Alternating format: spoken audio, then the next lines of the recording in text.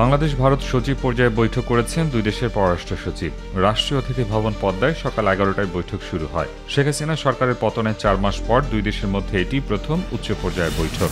সচিব পর্যায়ের আলোচনার প্ল্যাটফর্ম ফরেন অফিস কনসালটেশন শীর্ষক বৈঠকে যোগ দিতে এদিন সকালে ঢাকা আসেন ভারতের পররাষ্ট্র সচিব বিক্রম মিসরি।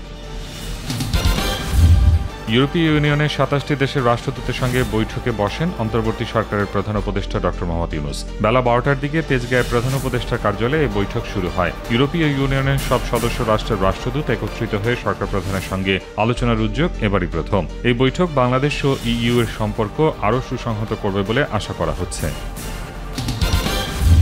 ভারতের আগরতলা অভিমুখে যৌথ লং মার্চ করার ঘোষণা দিয়েছে বিএনপির 3 সংগঠন, যুবদল, স্বেচ্ছাসেবক দল ও ছাত্রদল। আগামী বুধবার রাজধানীর নয়াপল্টন থেকে এই লং মার্চ শুরু করবেন নেতাকর্মীরা। আগরতলার বাংলাদেশ সহকারী হাইকমিশনে হামলা ও উস্কানিমূলক অপপ্রচারের প্রতিবাদে যৌথ এ কর্মসূচি পালন করবেন তারা।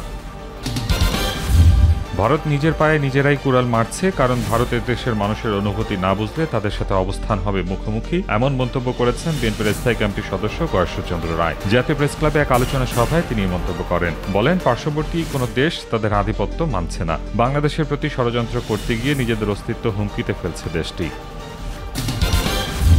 অন্তর্বর্তী সরকারের আইন ও সংসদ বিষয়ক উপদেষ্টা অধ্যাপক ড. আসিফ নজরুল বলেছেন, বিগত সরকারের আমলে দুদক ও বিচার বিভাগ শেখ হাসিনার দাসে পরিণত হয়েছিল। সকালে রাজধানী কাকরাইলে আন্তর্জাতিক দুর্নীতি বিরোধী দিবস 2024 উপলক্ষে আয়োজিত অনুষ্ঠানে তিনি এসব কথা বলেন।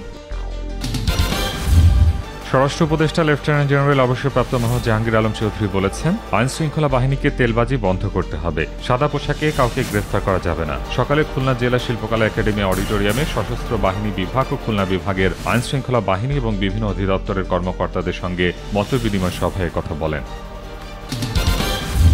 গত 15 বছরে আওয়ামী লীগ সরকার 80 থেকে 90 হাজার পুলিশকে চাকরিবিধি লঙ্ঘন করে দলীয়ভাবে নিয়োগ দিয়েছিল বলে জানিয়েছেন ডিএমপি কমিশনার। জুলাই-আগস্ট আন্দোলনে ডিএমপির অনেক সদস্যের অপেশাদার আচরণের জন্য দেশবাসীর কাছে ক্ষমাও চান কমিশনার। মামলার বাদী বা তদন্তকারী কর্মকর্তা কেউ মামলা নিয়ে বাণিজ্য করলে সবার বিরুদ্ধেই ব্যবস্থা নেওয়া হবে বলে হুঁশিয়ারি দেন তিনি। সমাজের সুবিধাবঞ্চিত, নির্যাতিত ও অসহায় নারীদের অবস্থার উন্নয়নে কাজ করে বেগম রোকেয়ার স্বপ্ন বাস্তবায়নে ভূমিকা রাখতে নারীদের প্রতি আহ্বান জানিয়েছেন প্রধান উপদেষ্টা প্রফেসর ড. মোহাম্মদ ইউনূস। সকালে রাজধানীর ওসমানী মিলনায়তনে বেগম রোকেয়া পদক প্রদান অনুষ্ঠানে যোগ দিয়ে তিনি কথা বলেন।